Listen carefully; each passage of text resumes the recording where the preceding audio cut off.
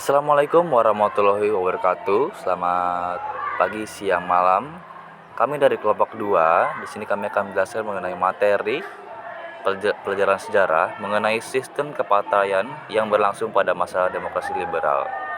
Nanti kita akan belajar mengenai apa itu partai, partai-partai apa saja yang berada di Indonesia pada masa demokrasi liberal, dan materi lainnya yang bersangkutan dengan sistem kepartaian yang berlangsung pada masa demokrasi liberal. Ya, untuk mempersingkat, mari kita langsung saja untuk mempelajari materi mengenai sistem kepartaian pada demokrasi liberal ini. Selamat menyaksikan.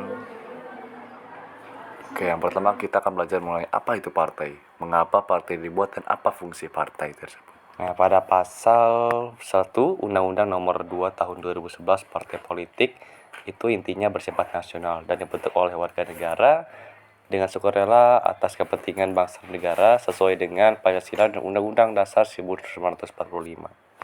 Nah, pada awal pembentukan partai politik, tanggal 23 Agustus 1945, Presiden Soekarno mengumumkan pembentukan Partai Nasional Indonesia atau PNI sebagai partai tunggal. Namun, keinginan Soekarno tidak dapat terwujud. Kenapa tidak terwujud? Karena pada saat itu ada terjadinya perbedaan pendapat antara Insinyur Soekarno dengan kader-kader lainnya, seperti Muhammad Hatta dengan itu tidak setuju bahwa di Indonesia hanya ada partai tunggal. Tidak setuju seperti itu, ada perbedaan pendapat. Setelah perbedaan pendapat itu, keluarlah maklumat. Maklumat ini dikeluarkan pada tanggal 3 November tahun 1945. Ya. Maklumat ini dikeluarkan oleh pemerintah yang berisi mengenai bagaimana caranya pembentukan partai politik, sehingga menghasilkan 10 partai politik persatu. Yang pertama ada Masyumi atau Majelis Syuro Muslimin Indonesia, didirikan pada 7 November 1945 oleh Dr. Sukirman Wiryo Sanjoyo.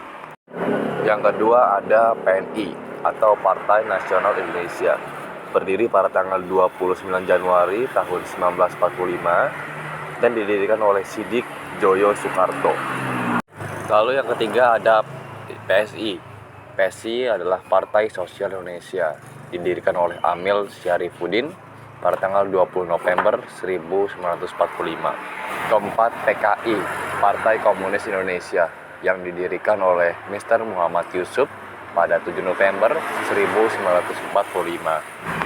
Yang kelima, PBI. PBI merupakan Partai Buruh Indonesia yang didirikan oleh Nyono pada 8 November 1945. Di sini memang banyak partai-partai yang dibentuk pada bulan November karena memang keluarnya maklumat pada 3 November 1945. Tetapi tidak hanya dengan PNI atau Partai Nasional Indonesia ini, dia dibentuk pada tanggal 29 Januari. Karena memang PNI ini dibentuk oleh Insinyur Soekarno pada saat itu. Dan sebelum maklumat 3 November ini dikeluarkan. 6. Ada PRJ atau Partai Rakyat Jelata yang didirikan oleh Sultan Dewanis pada 8 November 1945. Yang ketujuh ada Parkindo atau Partai Kristen Indonesia yang didirikan oleh DS Prabowo Wonoto pada tanggal 10 November 1945. 8 ada PRS atau Partai Rakyat Sosial yang didirikan oleh Sultan Syahrir pada 20 November 1945. 9 ada Permai atau Persatuan Marhaen Indonesia yang didirikan oleh JB Asa pada 17 Desember 1945. Dan yang terakhir ada PKRI atau Partai Katolik Republik Indonesia yang didirikan oleh Kasimo pada 8 Desember 1945.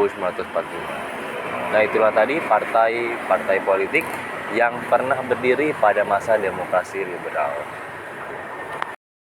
Sistem kepartaian. Sistem kepartaian yang dianut pada masa demokrasi liberal adalah multipartai. Multipartai yang artinya banyak partai, atau bisa disebut lebih dari satu partai yang ada dalam negara. Menurut Muhammad Hatta, pembentukan partai politik ini untuk memudahkan dalam mengontrol perjuangan lebih lanjut.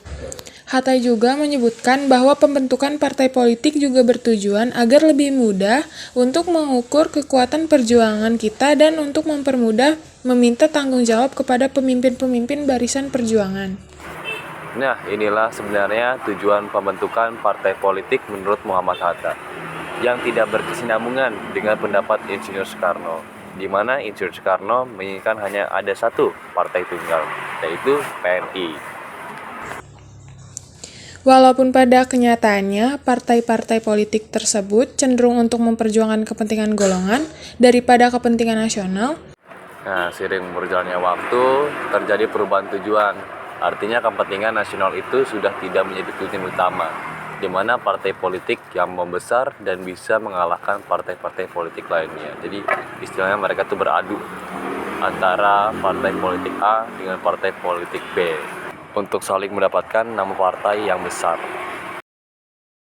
partai-partai politik yang ada saling bersaing, saling mencari kesalahan, dan saling menjatuhkan.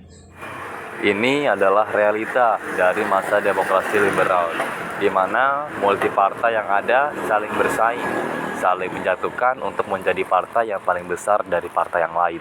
Nah, ini juga yang menjadi alasan kenapa pada masa demokrasi liberal itu terjadi silih berganti kabinet, bahkan sampai 7 kali kabinet.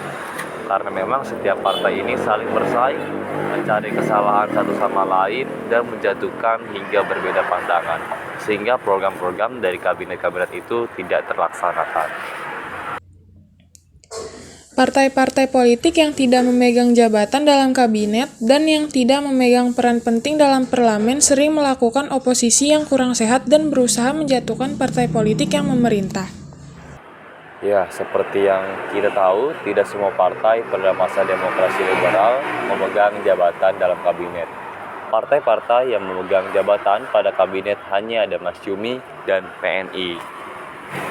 Nah, partai yang tidak memegang peranan penting dalam parlemen melakukan yang namanya oposisi yang kurang sehat untuk berusaha menjatuhkan partai politik yang memerintah. Misalkan PNI yang mendominasi di dalam suatu kabinet.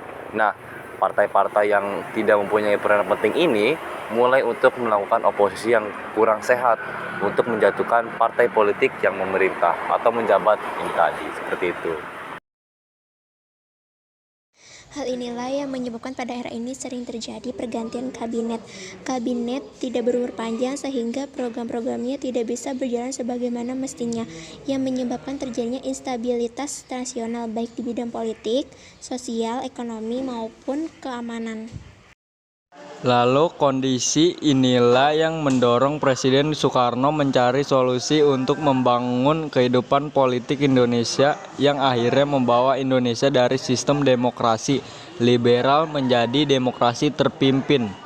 Dengan dikeluarkannya Dekret Presiden 5 Juni 1959. Dekret ini memberlakukan kembali Undang-Undang Dasar 1945 sebagai konstitusi dan membentuk dasar bagi penerapan demokrasi terpimpin. Demikian tadi penjelasan mengenai materi sistem kepartaian yang berada atau pada masa demokrasi liberal oleh kelompok 2 Sejarah Indonesia kelas 12 MIPA 2. Semoga apa yang kami jelaskan bisa bermanfaat untuk pembaca dan pendengar yang mulia. Mungkin cukup dari kami, kurang lebihnya mohon dimaafkan jika ada salah kata atau penjelasan dalam hal atau materi ini. Terima kasih sekali lagi kepada pihak yang telah membantu kami. Wassalamualaikum warahmatullahi wabarakatuh.